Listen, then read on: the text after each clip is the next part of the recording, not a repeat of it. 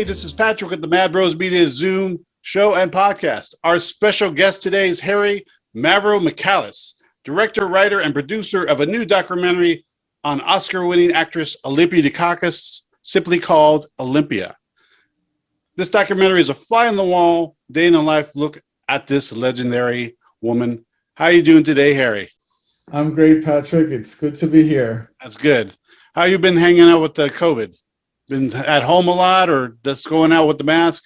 Yeah, going out with the mask. I just got my vaccine 2 days ago. It's Johnson & Johnson 1 vaccine. So good. I've had the other, the Pfizer and the Madera, but I didn't know the Johnson & Johnson was out already. Yeah, and just one. So I'm done. Oh, wow. Good, good. So this is a wonderful documentary. I had a chance to watch it the other night, and it's spectacular. I mean, if you really want to know about Olympia, you should watch this movie. And I wanted to ask you, and I asked this to our other guest that was on previously, because he was a musician and then he turned into a filmmaker. What was the inspiration from going to a choreographer, professional dancer into filmmaking? Oh my God, that's a great question, Patrick. It literally was by accident. I went to NYU with one of my dancers from my dance company, because we were both interested in doing our masters in choreography, and we went to the department, made an appointment, and did not like it. So we were, the building where it's like the dance and the film department are all in the same building, and she said, well, since we're here, I want to go and check the film department. And I said, okay, I'll just come by, I'll come with you. So I went and I just sat there. And this woman was talking about the film department and telling us what it entails. And I was drooling. And I was like, wait a minute, there's a way to learn how to make films? Like, in my mind, I thought it was like filmmakers came like from Mars and they came to Earth and they made their films and then they left again. So I said to her, I'd love to have an application. And she said, well, the application is on November 30th. And I remember that because my birthday is November 30th. And she said, and it's in 2 weeks. There's no way you're going to be able to do the application because it's really extensive. And I was like, well, just give it to me. I'll see what I can do. So I went home for 2 weeks. I did not leave the house. And on my birthday, I went at like 4:45 p.m. And I went into her room. Susan Carnival was her name. And I said, Susan, here's the application. She's like, oh my God, you did it? I said, yeah. I gave my application, forgot about it, literally. Like I didn't even think of it because I had my dance company. There was plenty of work to be done. And then a couple of months later, I got a phone call that they wanted to see me for an interview. And so I got really excited. I went to the interview. I thought I fucked up the interview. I thought I did so bad. And then literally a few weeks later, they called me and they said that I was accepted. Wow. And my mom was visiting at that moment from Cyprus. She was staying with me because I was trying to get her recipes. So we were doing like a recipe book with my mom. And, after the excitement of getting in to NYU, I said to her, I said, Mom, I've been working on my dance company for about 7-8 years now. We just started to get known, like people know our name. Is it wise to give up that and start a new career at like 35 years old? And she said, how many people apply at NYU? And I said, about 1,000. And she said, and how many people do they accept? And I said, 36. And she's like, are you stupid? And I was like, but I didn't want to give up dance. So I kept my dance company for the first 2 years. While I was in film school full time, I wasted away, lost so much weight. I wasn't sleeping. It was awful. So then 2 years into the program, I had to make a decision, and I basically, left dance and went into film. So it was just by chance. I never wanted to be a filmmaker. I never even knew that I could be a filmmaker. It's always something. If you try something new, like I've been cooking all my life, but now I've been recently baking, and it's a miracle because everything I bake just comes out perfectly. So I never thought I could be. Even I've asked people have asked me, "Do you want to come work for my restaurant?" I was like, I don't think I have the have that much talent, but I could. So Listen, it's just if you try something new and it works, and obviously with Olympia it works. yeah, and I was going to say for you, Yeah. like baking is a talent. Like, Yeah. if your stuff is coming out, then you have it. Yeah. So when I was researching you, I noticed that your production company is called Dead Famous. What's the story behind that? Well, no, Or is it just a production company? it was a production company, which Oh. is no more. Okay. It wasn't for the film, but it was like this joke of like, I like the expression, someone is like dead famous, like they're dead famous. I I thought it thought would there be was kind of a cool story behind it, but no, no, no, no. no. So getting on to Olympia, what was like first meeting Olympia, the first impression of her, and first impression of you from her point of view? Well, the first time, I mean, she was supposed to teach at NYU when I was going to school on my third year, and I got into, I signed up for her class.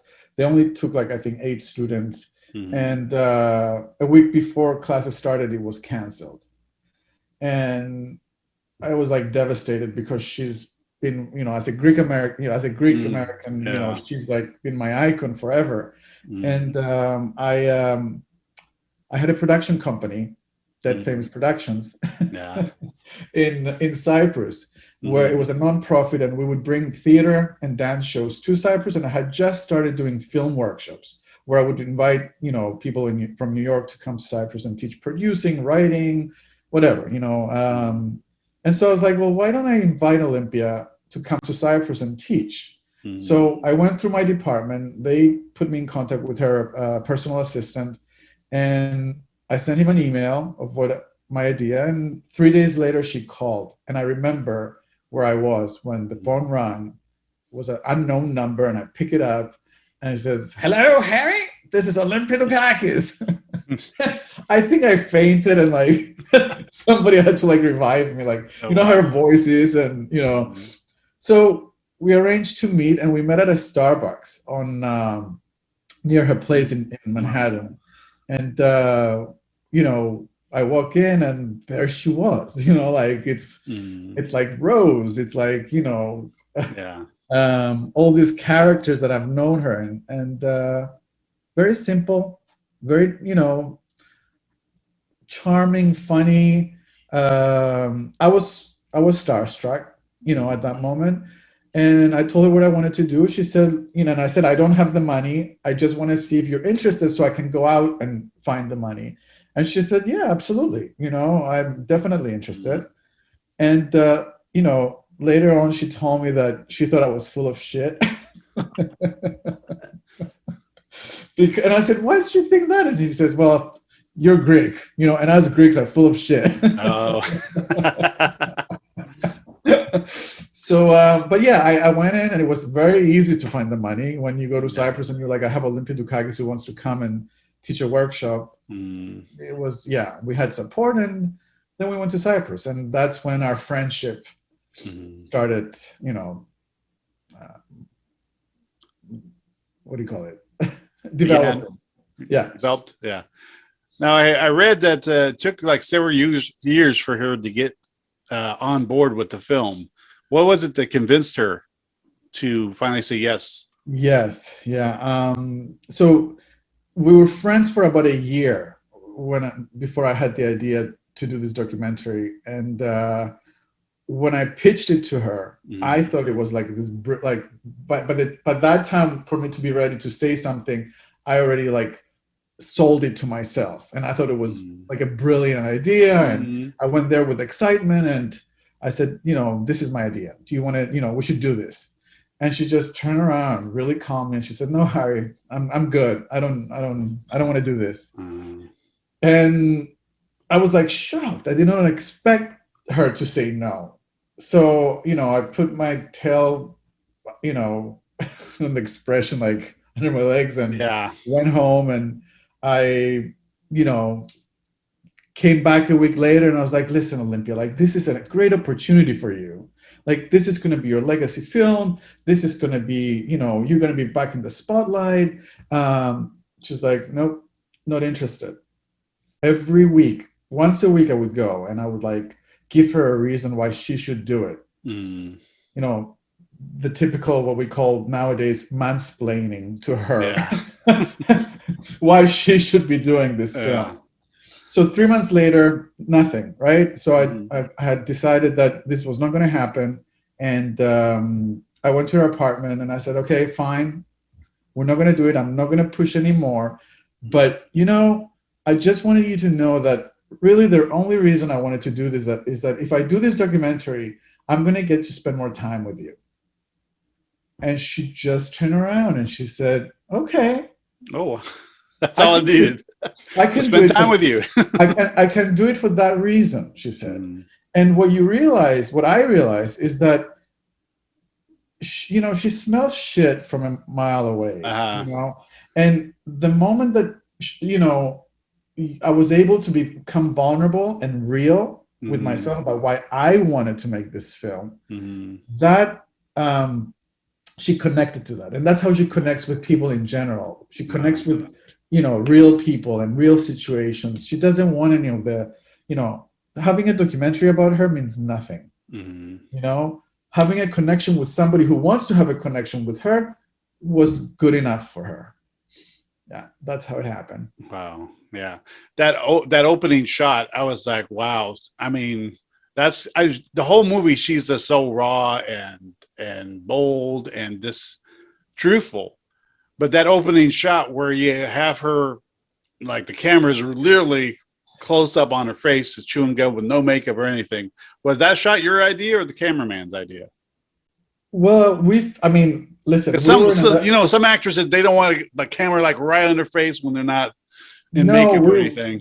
You know, I wanted a close up, and for that specific shot, I had seen it from the monitor of the camera, and there was this beautiful color, like a greenish purple. And because she lived in that hotel for, you know, a couple of weeks, so we were able to play around with different angles and all that stuff whenever she would get in the elevator. And it's a really good shot. But I'm just shocked that someone like her would have that in their face, but it works. It works.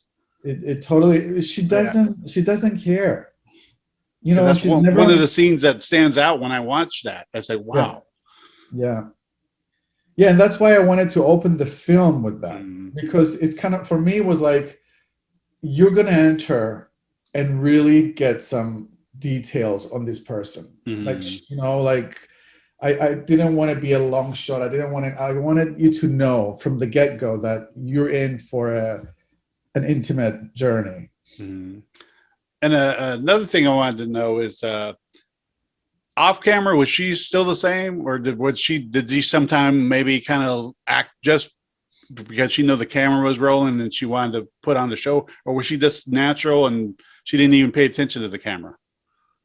I mean, like, was there times where she was real and there was times there's a camera, let me put on a different face? You know how sometimes, like, we even do it ourselves. We have like a personality for our friends. We have a personality for our, you know, work people. I've never seen like a two personality from Olympia. Olympia is always Olympia. Yeah. And I think perhaps when she was younger and she owned a theater and she had to go out and, you know, ask for money and grants and all that stuff, maybe there was a different work Olympia. But, you know, at 80 years old with her success, I think she came to a point where she's like, I am who I am, and I'm just gonna be that. So there was never, I mean, we have some like behind the scenes where she would do something funny when the camera wasn't rolling. And I was like, oh my God, Olympia, this is hysterical. She's like, hey, you want me to do it again? I'm an actress. I can do it again.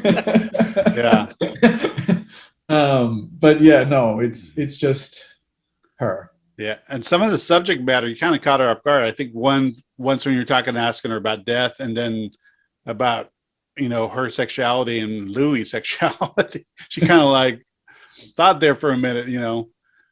Yeah, the whole thing with death and aging, we're all gonna get old, right? So I'm always very curious about, what do older people think about that? Are they afraid? Are they okay with it?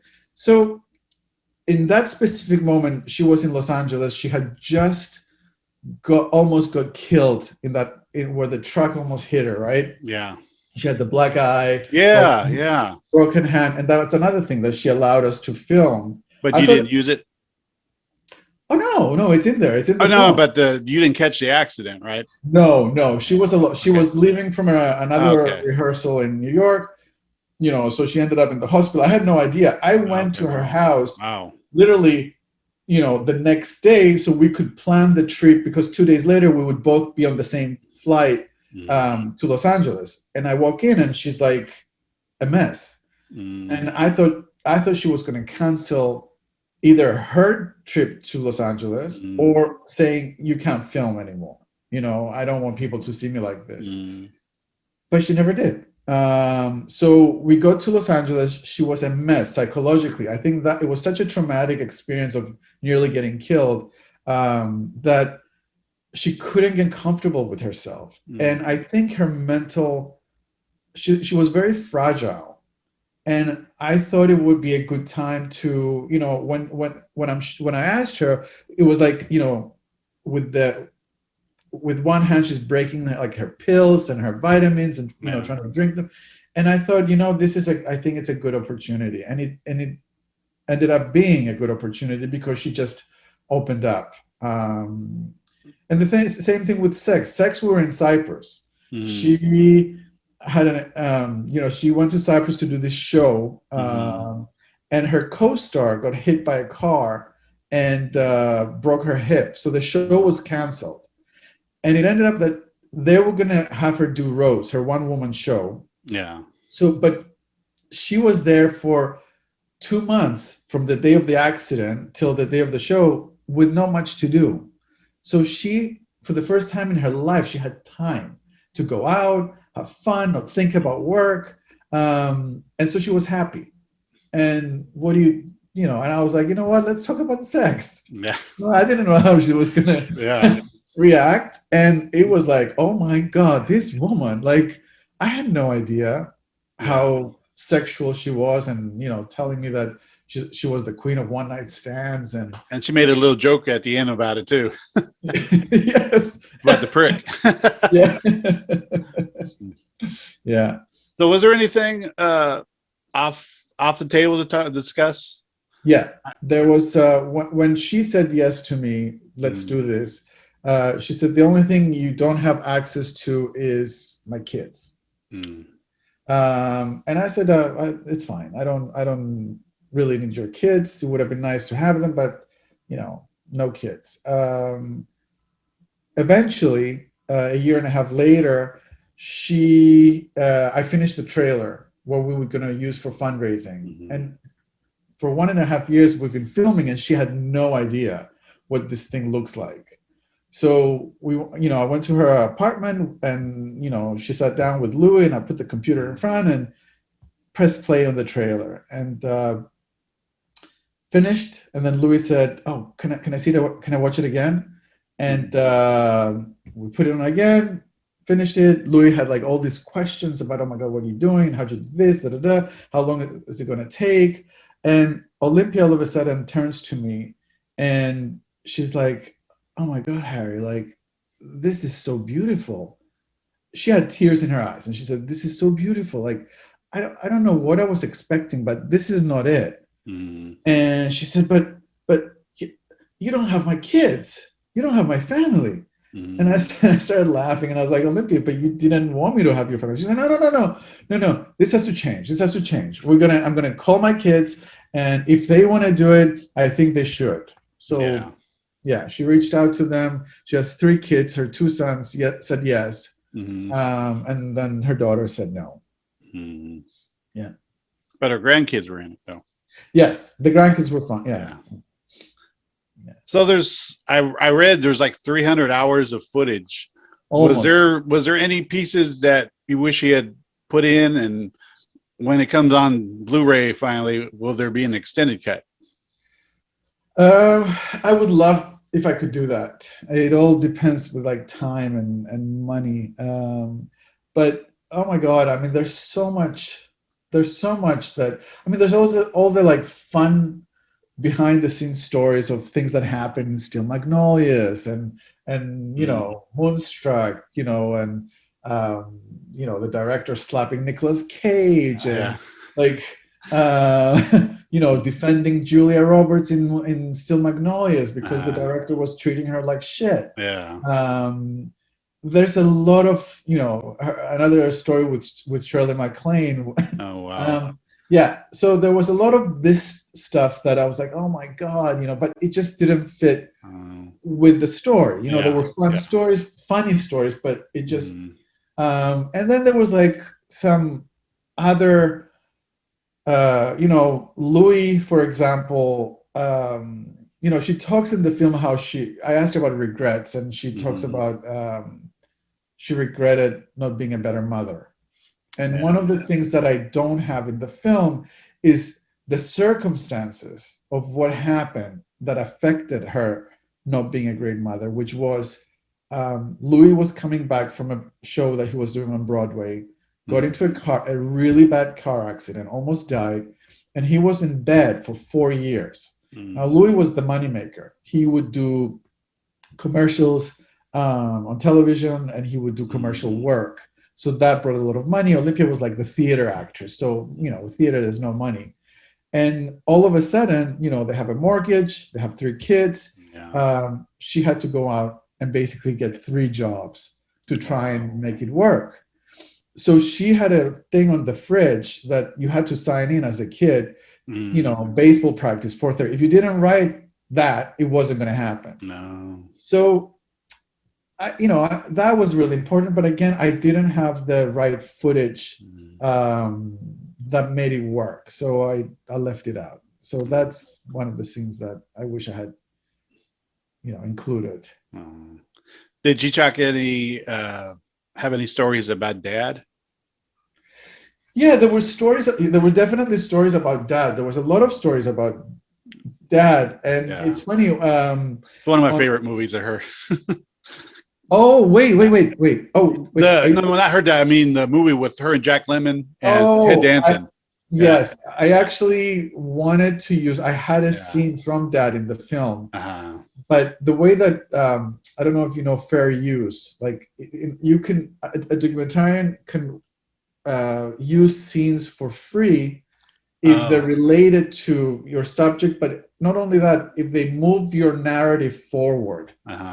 And I was told that the scene from Dad wasn't doing that, and we would have to like buy the rights, and it was really expensive, so we just cut it. But yeah, I love that film. I love like her scene with Ted Danson. Yeah, Getting on the table and like slapping. Yeah, that was pretty good. Yeah. Yeah. And she was always fighting with Kevin Spacey in the movie. I don't know if it was off camera, but in the movie, she didn't like him that much.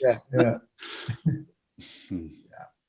And she had, I think her and Jack Lemmon had to use prosthetics to make him look even older. Yeah.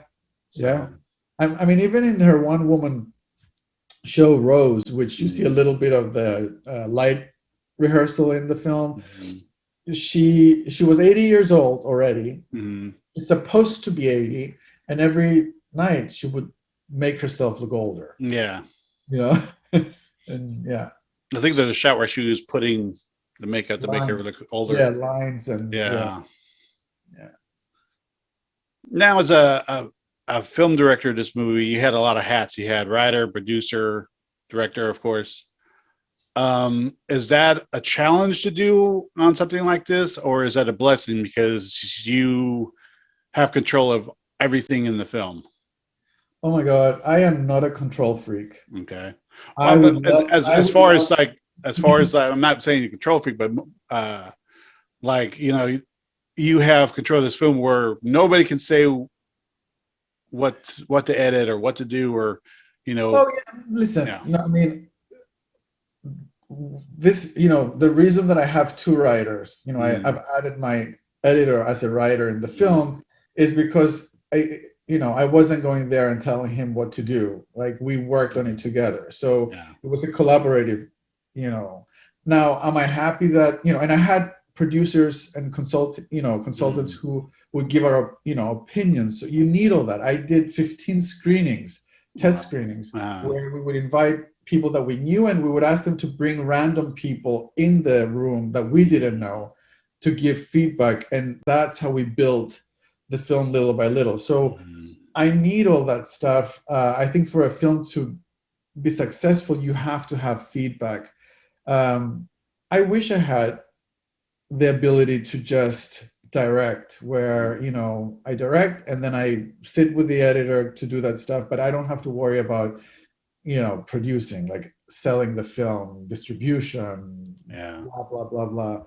But when you're an independent production, you kind of like have to do it. And so, I mean, I'm glad I did it. I've learned so much. I can go into a university and teach a master class or a master course on documentary filmmaking, in every aspect of production and post-production. But would I want this for all my films? No, I don't. There's so many ideas. There's so many things I want to do. I mean, this is in my 9th year on this film. We shot for 3 years. We edited and raised money for 4, and then a year of film festivals, and then now we're in like the distribution mode. We were supposed to have a theatrical release in March of 2020, which that didn't happen for obvious reasons. And then we had to figure out what to do when no one knew what COVID meant and what the industry would look like. So for a couple of months, like March, April, May, we were all just like sitting at home going, I don't know. Then we figured out that no one will give us any answers. So we just have to try things. And again, a very rewarding experience. Do I want it again? Absolutely not. Yeah. There was some really sweet moments with Olympia and Louis, like he's sitting there eating an apple, or they're talking to Siri. I looked at the end, and I remember there's a dedication to him. Did he pass away before or after the filming was done? Well, after the filming was done, before the finished film was ready.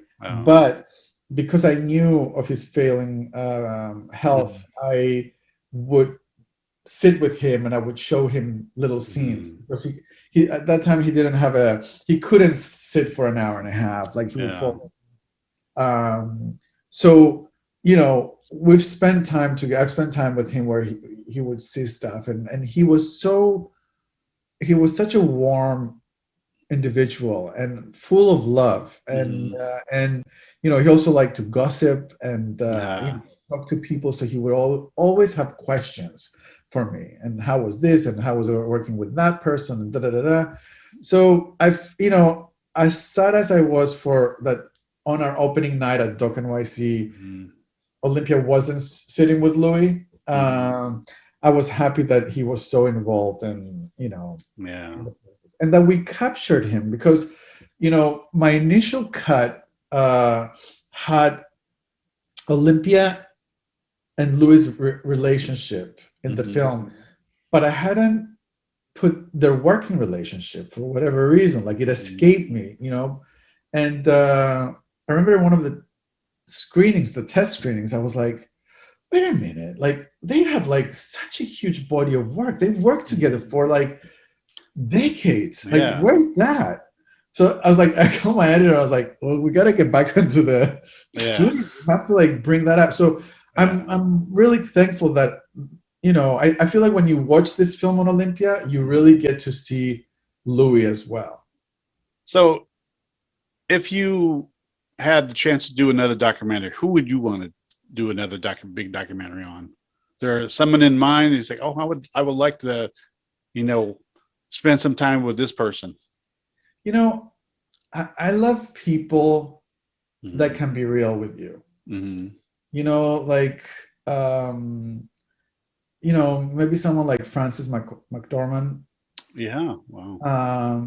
Like I think that would be a fascinating subject. Yeah. Yeah, like someone like her, I would say. Yeah. She's great. I love her. Yeah, where it is, you kind of like see what you get, but you also, like with Olympia, as soon as you start peeling that onion, it's like, oh my God, there's a wealth of stuff that I had no idea about, you know. Yeah. Why'd you tell us about your latest project, Yankee Restraint? Well, Yankee Restraint is my second documentary. It is Mm. very much like Olympia in the sense that it's cinema verite. We follow them with the camera. There's very little talking heads, and it's about a gay couple Mm. who've been together for 30 years, and the film will start. It hasn't been edited, but it will Mm. start, I think, um, when House Beautiful, which is a national home decor magazine in the States, Mm. is going to Dallas to shoot their apartment, because they're both fabulous. One is a painter, the other one is an interior decorator. All their homes have been featured in like national magazines. Mm. So we capture this photo shoot, and it's fun. And in the middle of the photo shoot, we find out that they're going to be evicted Oh, from their wow. apartment Mm. because they don't have any money. So it's kind of like the facade and the reality.